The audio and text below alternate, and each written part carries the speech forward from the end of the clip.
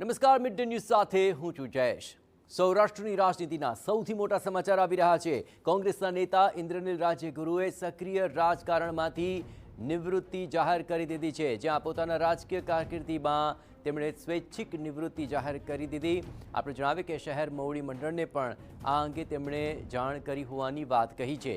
કોંગ્રેસ છોડીને આપમાં ગયા હતા, ત્યારબાદ આપમાંથી પરત આવ્યા હતા કોંગ્રેસમાં, અને હવે તેમણે રાજનીતિમાંથી જ સંન્યાસ લઈ લીધો છે। શહેર મોવડી મંડળને પણ તેમણે આ અંગે વાત કરી છે, તે પ્રકારની પણ વાત સામે આવી છે। કોંગ્રેસ છોડીને તેઓ આપમાં ગયા હતા, ત્યારબાદ આપમાંથી ફરી તેઓ કોંગ્રેસમાં પરત આવ્યા હતા, પરંતુ હવે સૌરાષ્ટ્રની રાજનીતિના સૌથી મોટા સમાચાર સામે આવી રહ્યા છે। કોંગ્રેસ નેતા ઇન્દ્રનીલ રાજ્યગુરુએ સક્રિય રાજકારણમાંથી નિવૃત્તિ જાહેર કરી છે, અને આ તેમની સ્વૈચ્છિક નિવૃત્તિ છે, જેને લઈને પણ તેમણે મોવડી મંડળને જાણ કરી દીધી છે। તો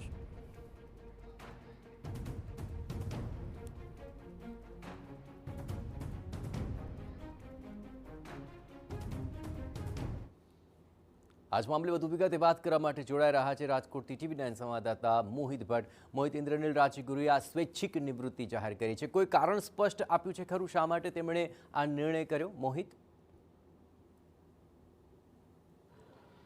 જયેશ, હાલમાં જે કોંગ્રેસ દિગ્ગજ નેતા અને જે પૂર્વ ધારાસભ્ય ઇન્દ્રનીલ રાજ્યગુરુ છે તેમના દ્વારા રાજકારણ સક્રિય રાજકારણમાંથી તેમને આ સ્વૈચ્છિક નિવૃત્તિ છે તે જાહેર કરી દીધી છે।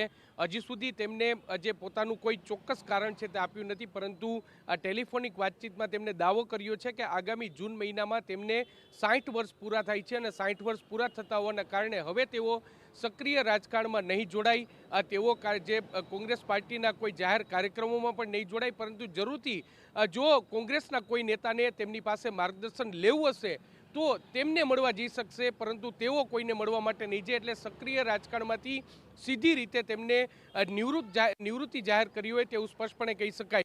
જો ઇન્દ્રનીલ રાજ્યગુરુની વાત કરવામાં આવે તો રાજકોટ મહાનગરપાલિકાની ચૂંટણી પહેલા રાજકોટ સહિત સૌરાષ્ટ્રભરના જે કોંગ્રેસને એક મોટો ફટકો છે તે કહી શકાય, કારણ કે ઇન્દ્રનીલ રાજ્યગુરુ એ પીઢ નેતા છે, સાથે સાથે તેઓ કોંગ્રેસ પાર્ટીને તન મન ધનથી અત્યાર સુધી સમર્પિત હતા, અને તેને લઈને તેમને સપોર્ટ છે તે પણ કરતા હતા, પરંતુ હવે અચાનક જ તેમને આ નિવૃત્તિની જાહેરાત કરી છે। મીડિયા સામે તેઓએ કંઈ પણ બોલવાનો ઇનકાર કર્યો છે, પરંતુ એક વાતનો સ્વીકાર કર્યો છે કે તેઓ હવે સક્રિય રાજકારણમાં નહીં રહે।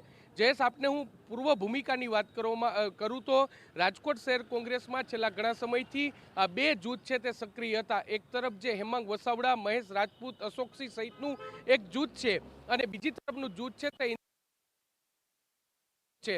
અને થોડા સમય પહેલા જ રાજકોટ શહેર કોંગ્રેસમાં જે રીતે જે સામે આવ્યો હતો, હાલમાં જે કોંગ્રેસ કાર્યાલય છે તે ઇન્દ્રનીલ રાજ્યગુરુની જગ્યા પર છે, અને તેને લઈને જે પૂર્વ વિરોધ પક્ષના નેતા હોય કે કોંગ્રેસના નેતા હોય તેમને